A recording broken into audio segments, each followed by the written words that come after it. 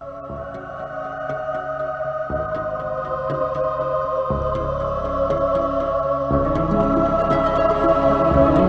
chaque époque, les hommes se sont toujours demandé d'où vient cet univers sans bornes, où il conduit, comment fonctionnent les lois qui maintiennent son équilibre et son ordre.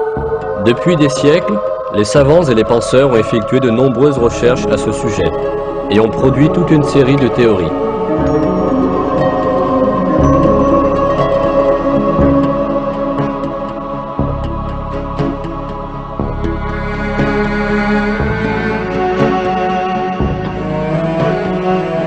L'idée dominante au XIXe siècle était que l'univers était un ensemble de matière de taille infinie, qui existait depuis l'éternité et qui continuerait toujours à exister.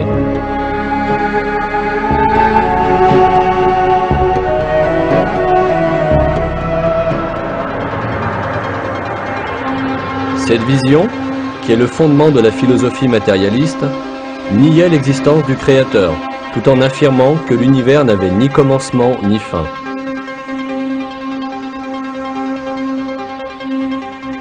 Le matérialisme est un système de pensée qui considère la matière comme le seul être absolu, et pour lequel rien d'autre n'existe que la matière. Ce système de pensée, qui a son origine dans l'Antiquité grecque et qui s'est de plus en plus répandu au XIXe siècle, est devenu célèbre sous la forme du matérialisme dialectique de Karl Marx. Les matérialistes considéraient le modèle de l'univers infini comme le principal appui de leurs philosophies athées. Par exemple, dans son livre « Principes fondamentaux de philosophie », le matérialiste Georges Politzer affirmait que l'univers n'était pas un objet créé, ajoutant que, s'il avait été créé, il aurait dû être créé par Dieu instantanément et à partir du néant.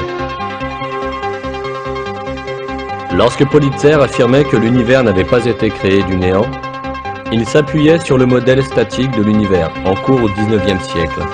Il pensait faire une affirmation scientifique. Cependant, les progrès de la science et de la technologie au XXe siècle ont finalement démoli cette idée primitive qu'on appelle le matérialisme. On a découvert que l'univers n'est pas constant comme le supposaient les matérialistes, mais qu'au contraire, il est en expansion. On a prouvé également, par l'observation et le calcul, que l'univers a eu un commencement et qu'il a été créé à partir du néant avec une grande explosion. Aujourd'hui, ces faits sont reconnus par tout le monde scientifique. Et la découverte de ces faits, très importants, a été rendue possible par des observations et des conclusions révolutionnaires.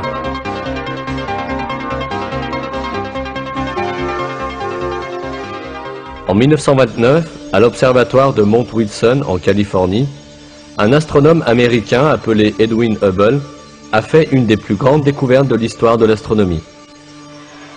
En observant les étoiles au moyen d'un télescope géant, il s'est aperçu qu'elles émettaient une lumière rougeâtre selon leur distance. Cela voulait dire que les étoiles s'éloignent de nous.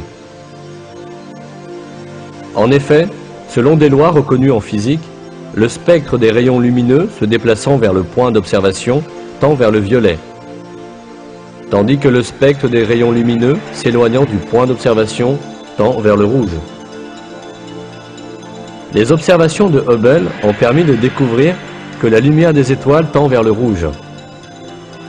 Cela voulait dire qu'elles s'éloignent constamment de nous.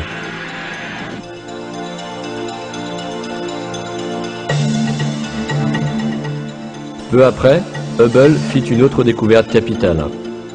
Non seulement les étoiles et les galaxies s'éloignaient de nous, mais elles s'éloignaient aussi les unes des autres.